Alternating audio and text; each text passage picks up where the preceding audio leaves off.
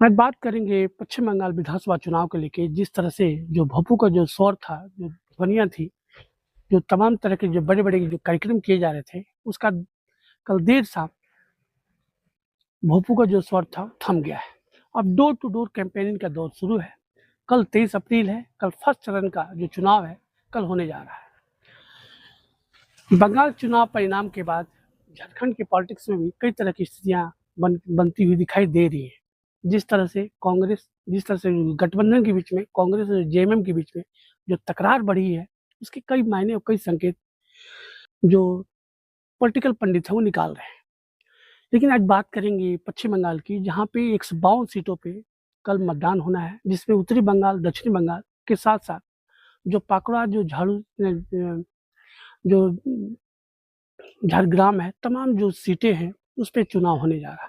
और सबसे महत्वपूर्ण कल फर्स्ट चरण में ही भवानीपुर जो सीट है, जिसपे कि ममता बनर्जी और जो दादा हैं, शुभेंदु अधिकारी, कल 23 तारीख को प्रथम चरण के चुनाव में ही उनकी भी जो सीटों का जो फाइट है, कल दिखाई देगा। महत्वपूर्ण क्या है कि जब शुरुआत जैसा होगा, उसका परिणाम भी 29 तारीख को भी वही दिखाई देगा। आज बात करेंगे झारखंड की पॉलिटिक्स में जो पावर कपल स्टार है, जिस तरह से बंगाल के पॉलिटिक्स में उन्होंने अपनी स्थिति को मजबूत किया है, जिस तरह से प्रभाव क्षेत्र दिखाया, 3 दिन रहकर जो पावर कपल स्टार है, जिसमें प्रदेश के मुख्यमंत्री हैं, उनकी पत्नी जो कल्पना सोरेन है, जिस तरह से जमीन पे धुआंधार प्रचार किए हैं, उसके भी क्या कुछ परिणाम आते हैं, वो भी देखना होगा। महत्वपूर्ण क्या रहा कि एक तरफ ट्राइबल सीटों को जिताने का जो जिम्मा था, हेमंत सोरेन और कल्पना सोरेन के ऊपर है। दूसरी तरफ भारतीय जनता पार्टी की अगर हम लोग बात करें, जो झारखंड से सीमावर्ती जो क्षेत्र है, जो सीटें हैं, जहाँ पे एक तरफ जो जवाबदेही थी हेमंत सोरेन और उनकी पत्नी कल्पना सोरेन की, दूसरी तरफ अगर हम लोग चर्चा करें तो भारतीय जनता पार्टी ने भी 3 मुख्यमंत्रियों को इस चुनावी दांव पेच में लगाया है। उनकी भी अपनी जो भागीदारी है, प्रभाविता है, क्या कुछ सुनिश्चित होती है, वो भी देखने वाली बात होगी।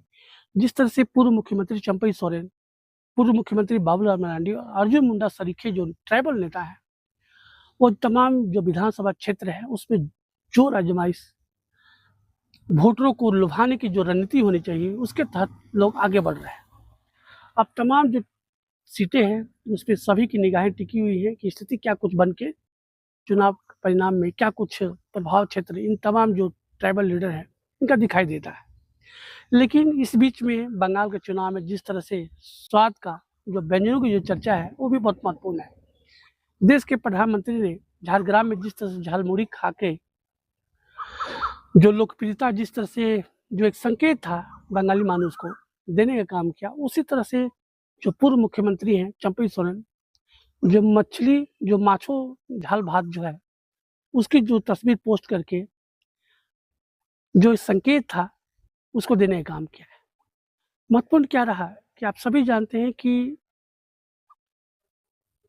जेएमएम जो राष्ट्रीय कार्य समिति की, उनकी केंद्रीय कार्य समिति की बैठक होती है, उसमें एक निर्णय लिया जाता है कि पार्टी को राष्ट्रीय मंच पे लाने के लिए, राष्ट्रीय पार्टी बनाने के लिए जहाँ पे भी उनकी दरकार है, जिन विधानसभाओं में उनकी दरकार है, वो चुनाव लड़ेंगे।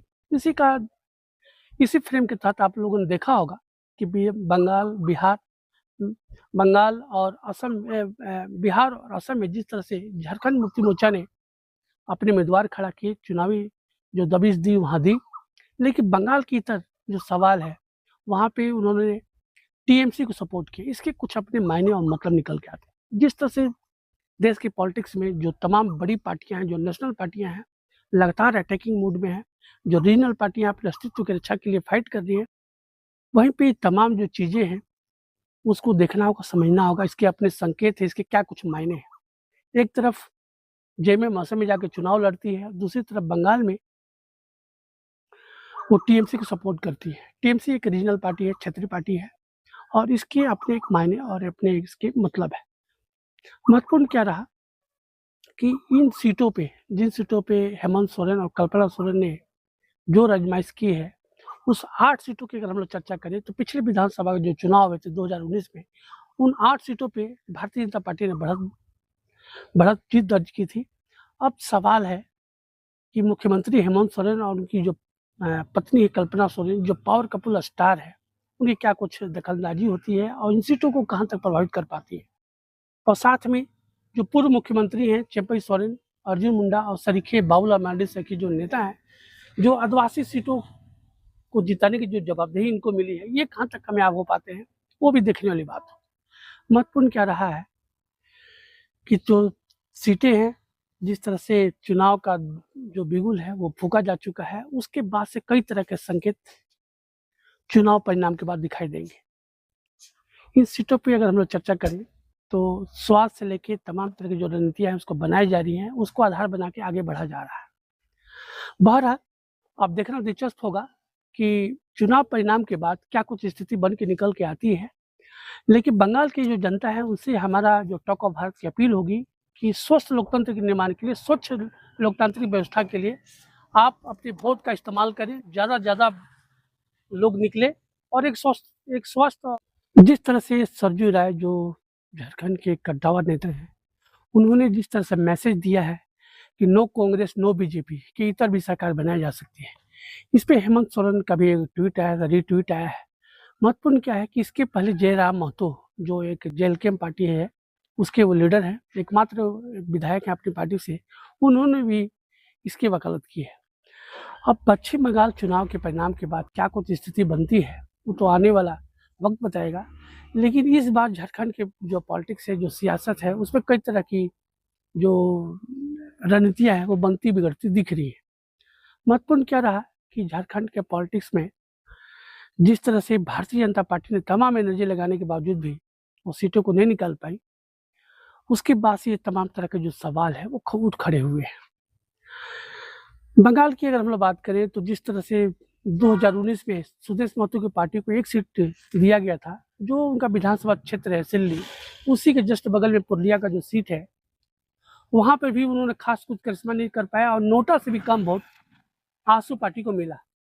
सबसे महत्वपूर्ण क्या है कि जिस तरह से अब जो जेएलके पार्टी है, जो जयराम महतो हैं, उन्होंने 2 सीट पश्चिम बंगाल के चुनाव में 2 सीटों पे अपने प्रत्याशी खड़े कर दिए हैं। आप सभी ने देखा कि जिस तरह से रेल टोको जो अभियान था, उसमें इस कड़ी को इंट्रोड्यूस किया जा सकता है, उसको देखा जा सकता है। उन तमाम सीटों पे जेएलके जो पार्टी है, अपने उम्मीदवार खड़े किए। जहाँ पे कुर्मी बहुल जो आबादी है, जो इलाके हैं, वहाँ पे जेएलके पार्टी ने अपने उम्मीदवार खड़े किए। अब देखना दिलचस्प होगा कि झारखंड के तमाम जो बड़े चेहरे जो पश्चिम बंगाल के चुनाव में दिखाई दे रहे थे, उनकी क्या कुछ स्थिति वहाँ निकल के आती है, उभर के आती है, वो तो आने वाला वक्त बताएगा। लेकिन जिस तरह से प्रयास किया गया है, उसकी सराहना भी की जानी चाहिए। अब 4 मई को ही पता चल पाएगा कि पावर कपूर स्टार हेमंत सोरेन की क्या कुछ स्थिति बनती है। 3 पूर्व मुख्यमंत्री जिसमें चंपई सोरेन, बाबूलाल मरांडी, अर्जुन मुंडा सरीखे और एक नई पार्टी जो हाल के दिनों में झारखंड में जिसने उफान लाया, कई तरह का पॉलिटिकल जो बदलाव की जो एक लकीर खींची है, उसकी क्या कुछ स्थिति बनती है। धन्यवाद। और एक स्वच्छ लोकतंत्र का निर्माण करें। तो को भारत का आपका प्रयास कैसा लगता है, इस पे अपने विचार दें और वीडियो को शेयर करें। अगर आप तक हमारी वीडियो जा रही है तो इस वीडियो को आप देख के